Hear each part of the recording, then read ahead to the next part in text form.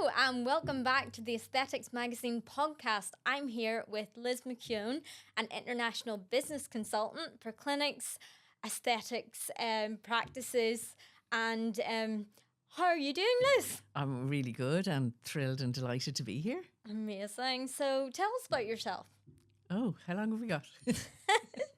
So, my name is Liz, and I've been working in the industry now for a very long time. And I had businesses myself, salons, clinics. And at a certain point, my BDM, my skincare person, said to me, Liz, I wish you would just teach other people to do what you do. And I was just like, does everybody not do what I do? And she said, no, nobody runs a business the way you run it. So I gave up my salon and my clinic and spa businesses and just trained as a coach and trained as a trainer. And I now spend most of my time in other people's clinics, having a look at how they're doing and helping people to make their businesses more profitable, more productive, more enjoyable for the business owners. So that's really what I do in a nutshell. So you're a columnist in the Aesthetics Magazine, and we're so happy to have you as a columnist. So the first edition, you were talking about bringing in a new service, and I think that's so important for aesthetics, aesthetic clinics, especially as they are growing. What's the most important thing that you would recommend to clinics when they are bringing in a new service? I think it's really important to actually stop and plan how are we going to make money with this. And I think the industry moves at such a rate and trends come on all the time. So there's so many elements to consider. But the one thing that I like to emphasize is how are you going to make money on this, whatever it is, the new service that you're bringing in. And that's where I think sometimes people forget. They get excited about the training, learning the new thing, talking about it sort of to people. But it's really important to sit down and treat a new service or a new brand or a new piece of technology or a new device almost like I'm bringing in a new business. This is the start of a new business. And in the clinic industry, it's generally a fairly hefty financial investment. And it's going to be obsolete or, in a couple of years. So how do we get it to break even and how do we make money from this, from the word go? And I think that's what I like to emphasize, because I see so much equipment sitting in cupboards in clinics. And I think people have an assumption that the customer is going to say, can I use that, or is that for me? Or why would the patient even know to ask? So how to get momentum under it? How many services do we need to do a week? How many new clients do we need? Where are we going to get the clients and the patients from? And basically, how do we make money on this? Because we're all in business for two reasons. One is to make money, and the other is to satisfy the needs of our patients. Well, I can't satisfy the needs of my patients if the piece of equipment is sitting in the cupboard. I've got to take it out and use it. What are the kind of the biggest mistakes that you do see? Like when you walk into a clinic and, someone goes, right, I'm making no money for this. I've paid hundreds of thousands, in training for this device. What are the biggest mistakes you see? It's just that, not thinking about how do I make the money on that. And then the opposite happens. Like it becomes a big financial burden on the person's shoulders. And I see people with all sorts of loans out, and they're not getting the occupancy on the device to actually pay the loan back. And what should have been something really enjoyable for the clinic and for the patients ends up being a huge burden. So it really is to put the brakes on and almost do a business plan. When you're bringing in a new service, let's do a business plan on it first of all. How much is this going to cost me every single day, every single week? How many services do we need to generate on this to make sure that it's a really positive, good revenue stream for the clinic? Mm-hmm. And have you seen kind of clinics bring in devices that are, on trend, and they don't really know how to use them? And then suddenly they're not in trend anymore. Yes, I've seen that quite a lot down through the years. And again, we can't be all things to all people. And shiny new things might be suitable for my business, but they mightn't be suitable for my business either. So I think we have to always remain true to what's the core. What is my business about? Who are my ideal clients? What are my patients looking for? What is my business about? What was my vision for my business? Where's the gap in the market? And if I'm researching new services to bring in, does it slot in to my core concept? And what makes a device commercially successful? Like after you bring it in, what makes it commercially successful? Well, I think we go back a stage. Will this be commercially successful for my business, or is this the new shiny toy? Will this have a greater impact on my patients?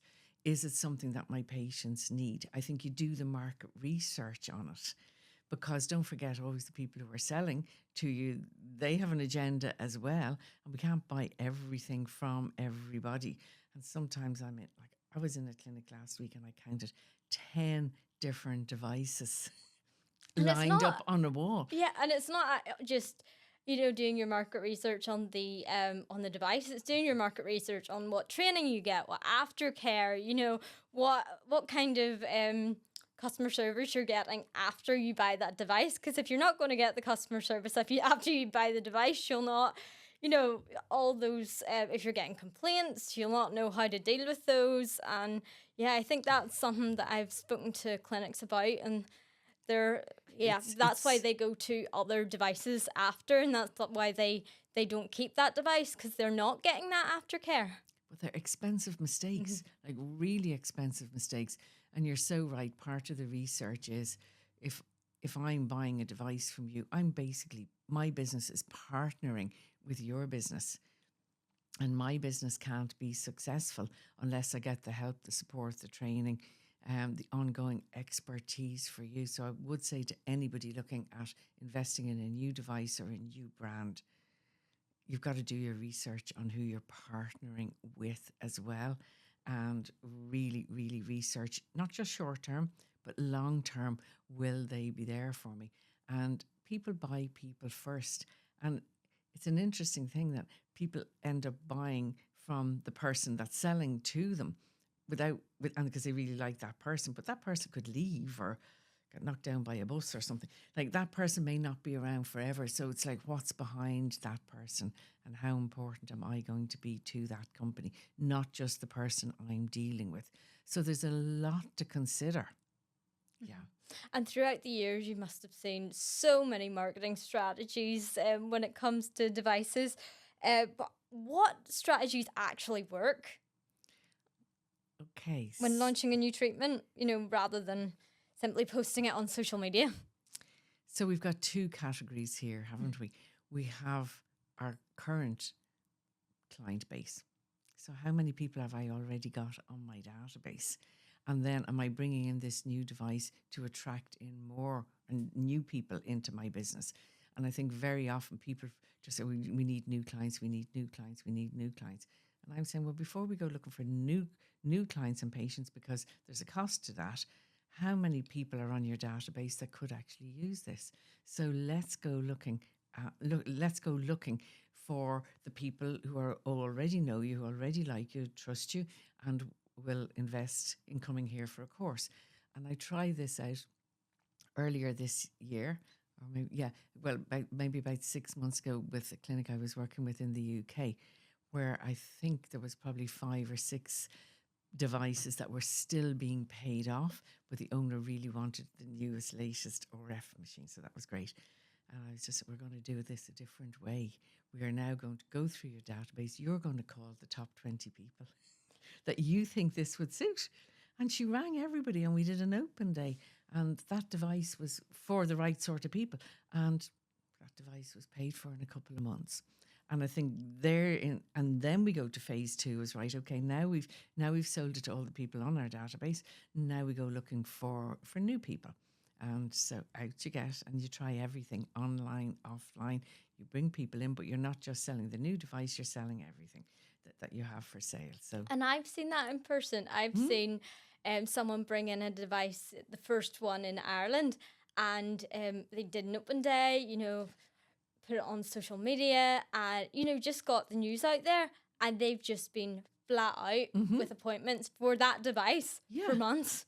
Okay. Because, it's just word of mouth, and because it is, a very rare device in this country. Yeah. So I would then say to that clinic, okay, now you have the formula. You did your open night, you got X number of people, it brought in X amount of revenue. When are we going to repeat that open night? And let's go looking for another 20, 30 or 40 people and just keep momentum going under it. Sometimes people make the marketing and the lead generation and acquiring the new patients more tricky than it actually is. Yeah, and you're right. Word of mouth. 40% of business in our industry continues to be generated by word of mouth, because you get the device, whatever it is, people say, you're looking really good. And then you say, well, thanks very much. I was in such and such a place and had such and such a done.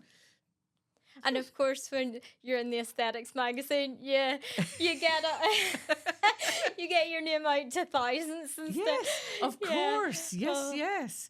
Yeah. I think that's why your column is so important in the good. aesthetics magazine. Thank you. Because that this information is getting out to not just people, medical practitioners in Northern Ireland, South of Ireland, but also in the UK, but also internationally.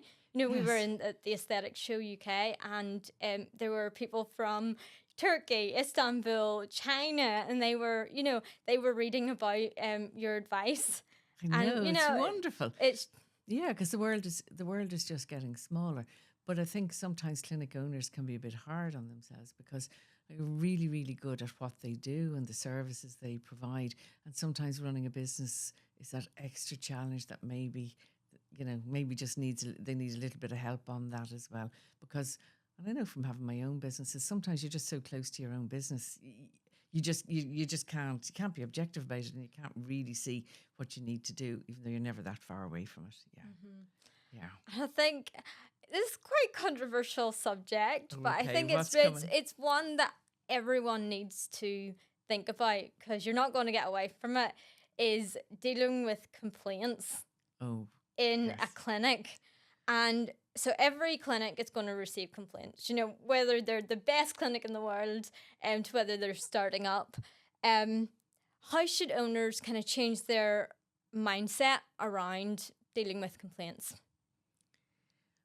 Well, I think there's a few elements to this.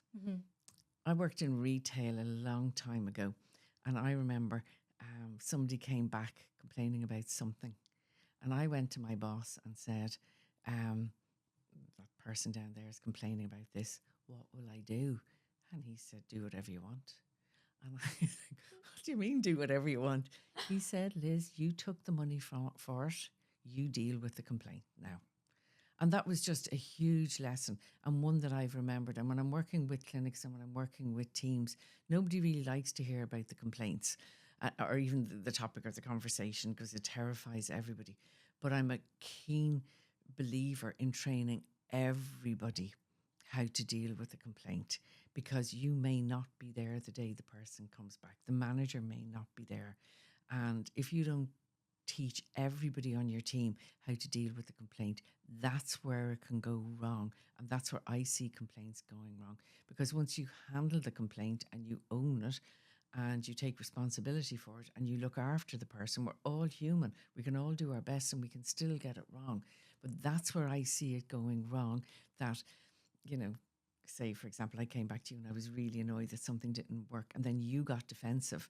And then you started shouting at me. Now I don't feel listened to. Now we're both shouting and now nobody's listening. That's when the complaints escalate.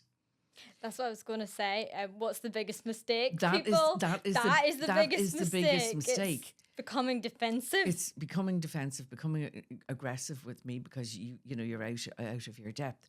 Whereas if I come in with a complaint, and of course I'm angry, and it may not be your fault, I may not have ever met you before or whatever, but if I feel listened to, and if you apologise, and this way you have to be so careful, you can't say, I'm sorry we screwed up, but you can say, I'm sorry you feel like this. So if the complaining person feels listened to, if they feel heard, and if they get that apology, then that calms the situation down. And then we can go forward. Now, you're going to lose either way. With a complaint, it's degrees of losing. So we have to figure out, but the main thing is to turn me around. The main thing is to make sure that whatever we have to do to satisfy me. Now, I'm talking about a genuine complaint here. I'm not talking about people who fall down holes and things on purpose. I'm not talking about those kind of people. I'm talking about somebody who has a genuine complaint. We're going to lose. So it could be a refund. It could be redoing the service. It could be lots of things. But you stick with it. You go through the pain of it until you win that person back around. So to me, complaints are golden opportunities to hold on to that person, to really impress them about how seriously you take the situation, how determined you are to look after them, and you use that to win them around. So everybody needs to understand that if we handle this right, it will be okay. If we don't handle this right, it could be the business, God forbid, or it could be your career. So get on board and let's figure this out. And I remember a few years ago working with the business owner, and he had a no blame policy because they were getting, few too many complaints. And he used to run a meeting every Thursday morning with his team, and he brought in a no blame policy. And it was like, if anything goes wrong, don't wait until the person comes back. Tell us now. Tell us all on a Thursday morning. Whatever went well for you, great. Whatever didn't go well, tell us, because there's learning for all of us. So none of us like complaints. We really don't, because everybody is doing their best, but they happen, and we have to straighten up, put our shoulders back, and we have to be able to deal with it. I actually I've spoken to doctors and nurses that have actually strengthened patient loyalty, and because they have dealt with the complications so thoroughly, and it has caused their patients to have more trust in them because they dealt with it so well. For example, nurses and doctors, no matter how impressive they are and how many qualifications they have, they will deal with a vascular occlusion in one point in their career. Everybody will. And it's speaking to, as I said, aesthetic nurses and doctors, they're actually more scared about it than the actual patient. But the way that they deal with that, and the way that they reassure the patient, that they are able to resolve it, that actually makes them feel more relaxed and feel that they can trust them. And that has to be the approach. Got to see complaints as a golden opportunity to right the wrong and to hold on to that person. And you've got to do everything you can to make sure they stay with you. Yeah. And you've got to document it as well. You have to write it down, what's happened, what the outcome was. And when you bring it to a conclusion, you have to write all that down in case it ever comes back, that you have it all documented. And how do you coach practitioners in whenever you are brought to a clinic by a nurse or a doctor to have a day on that? How do you coach them in dealing with complaints and dealing with areas like that when patients do come in with something that may not be their fault, but may just be a natural effect of using these products? It's interesting that I've never been asked to do that unless something has gone wrong. So when something goes wrong, then people bring me in and say, teach us what to do so it never happens again. But I think it's something you've got to be ready for. How do I teach people?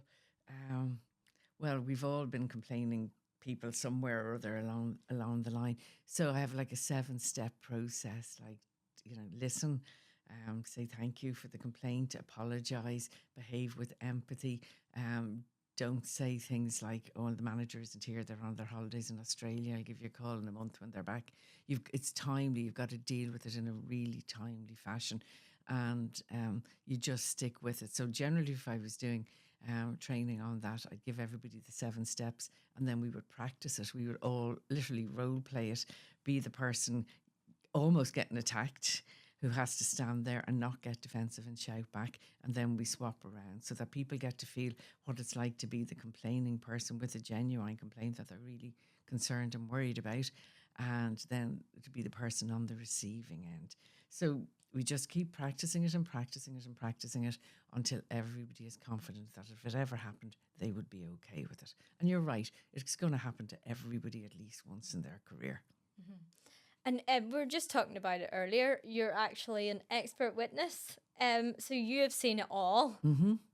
Yeah. So I do independent expert witness for court. So if, now I'm not saying this to frighten anybody, so if something does go down the legal route, I might be called in to actually, read the reports, write a report for court. And then if it goes into court, I might be called in as a witness. And my observation of it is, this is where the documentation is so important, that, judges are human. Things go wrong. But once you're seen to follow the protocols, documented everything, and done your best, it's when people don't have the written evidence, don't take it seriously, then you pay the price. Yeah. Oh, but we have to be allowed to make mistakes. Yeah, the stories you must have. No, I know, but I always have to sign an NDA, so I never speak about them. Okay, so we do get to hear about them here. But yeah, anything else you'd like to talk about regarding, complaints and? Just to say it's human. Like we have, and I often say in clinics that I'm working with as well, there's a difference between making a mistake and sloppy work. Sloppy work is not acceptable on any level from anybody. But we have to have an environment where we learn by our mistakes. So we have to be allowed, I'm not saying to do unbelievably wrong things, but we have to know that it's human to get it wrong. Mm-hmm. We can't get it right all the time. Yeah. And I think the other thing then is if somebody on the team does have one of these complaints, it's to manage it in the clinic environment so that it doesn't get over dramatic and everybody's talking about it for a whole week and the person who made the mistake is then in a corner crying. It's not, we just have to manage it, deal with it, but it's also important to tap in to the training on the technical thing, like what went wrong technically. Why did that happen? And it's a bit like falling off the horse. Get back up there again, because I would notice if somebody made a mistake or got a complaint or something went wrong, they don't want to do that service again. And, you could do 1,000 of something and it go right and one go wrong. So I would be saying to the owner, get 5 of those services in immediately and get that person back on that treatment so that their confidence doesn't take a permanent knock. Mm-hmm.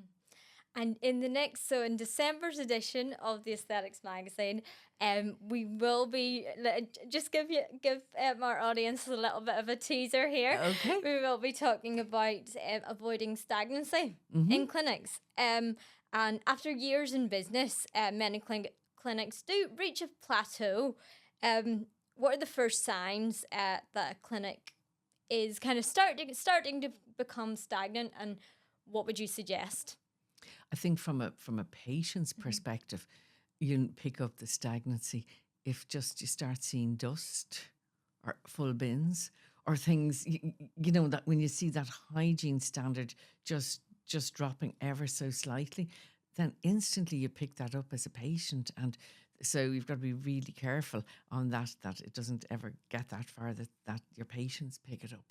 I think that's along with, you have to remember you're a medical aesthetic. This is this isn't they're not clients, they are patients. Mm-hmm. So the cleanliness has to be 100%. Otherwise, you're gone, and you're gone very quickly. But I think if you have a team, part of your job is to keep your team highly motivated. But as a business owner, who motivates you? So how do you keep yourself highly motivated, highly interested, all the time?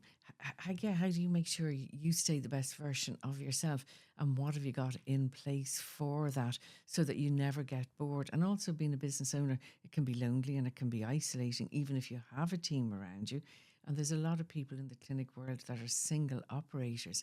And really the only people they get to talk to during the day are their patients. So I think it's very important to be a member of an association, to have a network, to have people that you can just pick up the phone and talk to have an outlet. I think going to events is really important. So how do I keep my patients and my team highly interested and motivated and them not get stagnant? Well, I start with myself and I make sure that I allocate time to keep me firing on all cylinders all the time. So that's what we'll be talking about. 100%, because there's so many new developments within medical aesthetics happening, every single week, every single month. Yeah. And I think going to those events and the organization, different associations hold, and the different conferences every year, it does excite you. It does excite it will excite your staff and your nurses and your doctors, because they'll constantly be learning. And I think that's what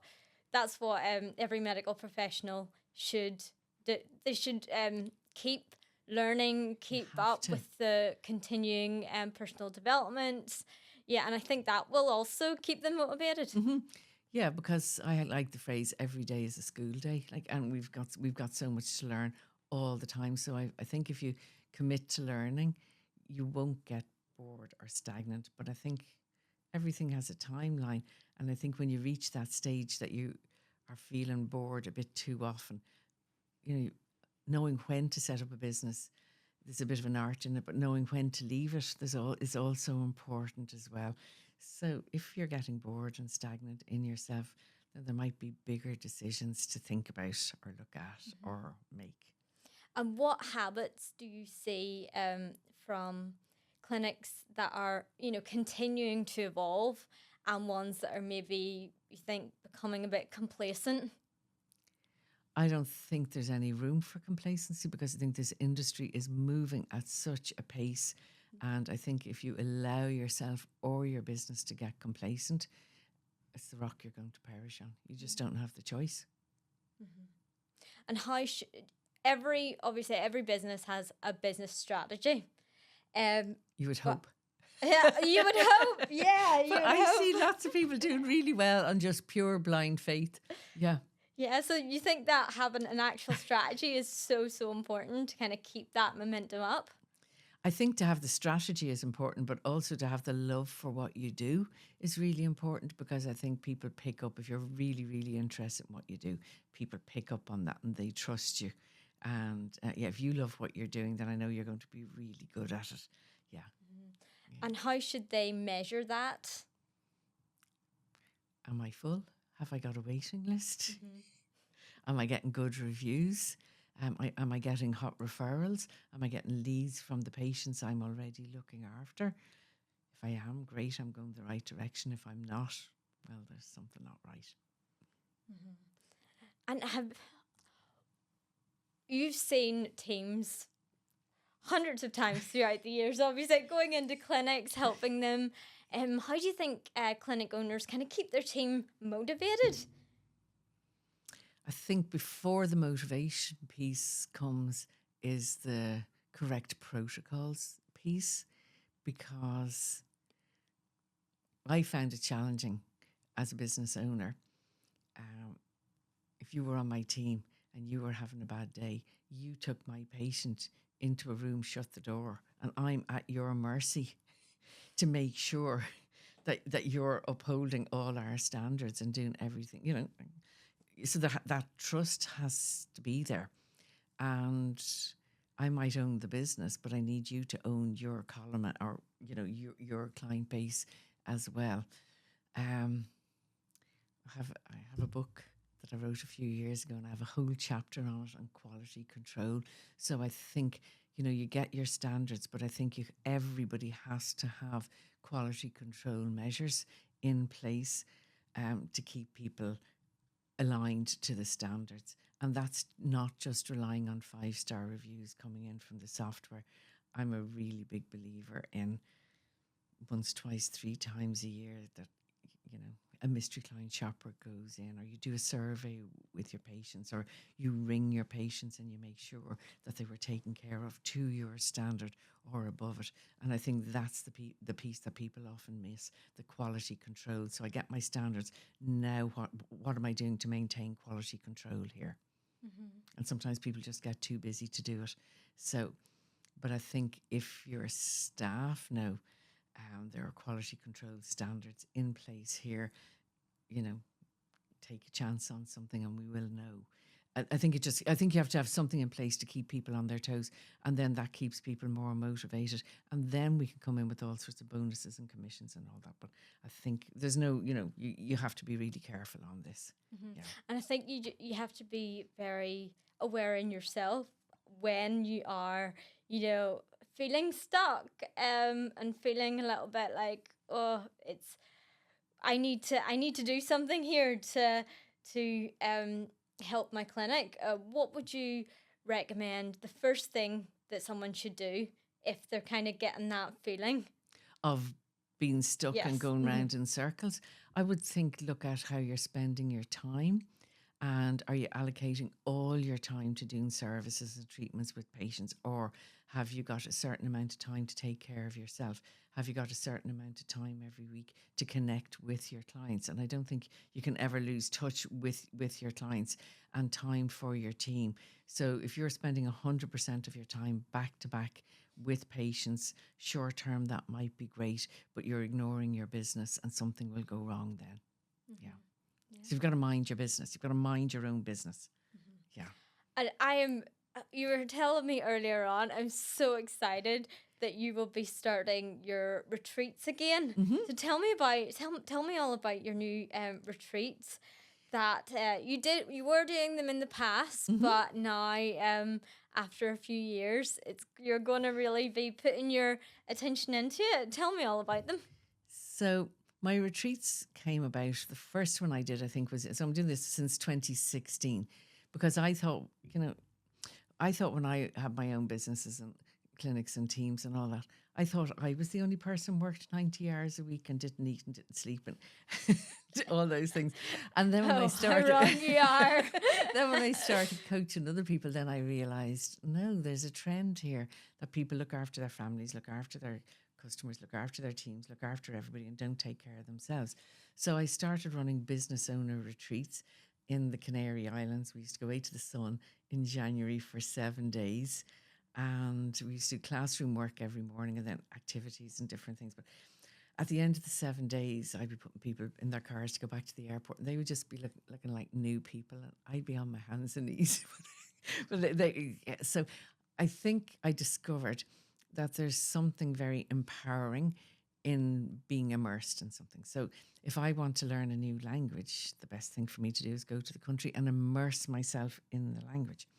If I want to improve my business, well, the best thing I can do is immerse myself in my business. But I can't do that in the normal day-to-day. So I discovered great value in running the retreats for the people who came.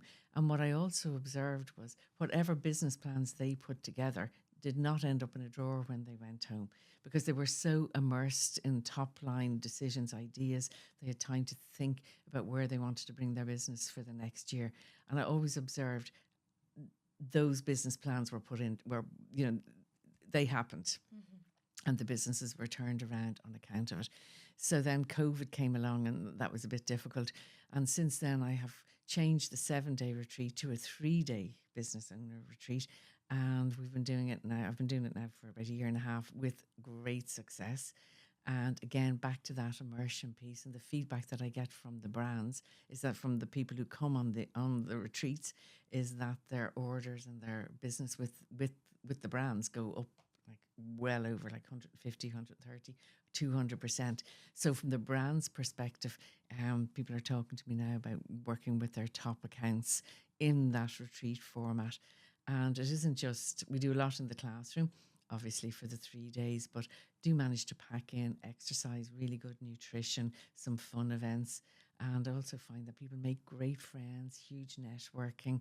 And yeah, even at the end of 3 days, just to think about, well, nothing to think about except yourself and your business for 3 days. Everything else is organised for you. People leave like, it's so rewarding for me. People just leave like new people, new versions of themselves, back in love with their businesses, re-energized, really excited with the new ideas to take back to their clients and their patients and their teams. So I'm really excited, from now on, I think that's what it is as well, the networking at Huge. events like that. It gets conversations, it starts conversations that may have been, someone may have been thinking about, but they haven't vocalized it to anyone. They haven't voiced it to any of their friends, and it starts in those events. It starts conversations completely, and also it starts, as you say, new friendships, new relationships, and the more people find communities, the better it is for their practice as well. Completely. And people say to me, I couldn't do 3 days, and I say, well, you don't think anything about, if you're bringing in a new service, you spend whatever time it is on training. If, if your team need training, you invest in training for that. And I was really delighted to watch an interview with Warren Buffett recently. He's always in the top 5 wealthiest people in the world, isn't he? And he was asked what is the number one key to success in business? And he said, invest in yourself, because nobody can ever take it away from you. And yes, you've got to keep learning and you've got to keep investing in yourself. And I thought, well, that's just my retreat then, isn't it? Come on my retreat. Yeah. Invest in yourself. Invest in yourself. That. Yeah. What is the best way to invest in yourself? Is to invest in yourself and invest in your business. And I think we all get caught up in the day-to-day running of our businesses. But people have ideas and, want growth and have, new things they want to think about for their business. It's very hard to do that in your day-to-day running, your day-to-day working. So the idea, take some time out. The idea, of my retreat is we're going to take you away from your business and your family and your cat and your dog and your everything, and you just think about 2 things. One is yourself, what you want for your business, for yourself, and the second is what you want for your business.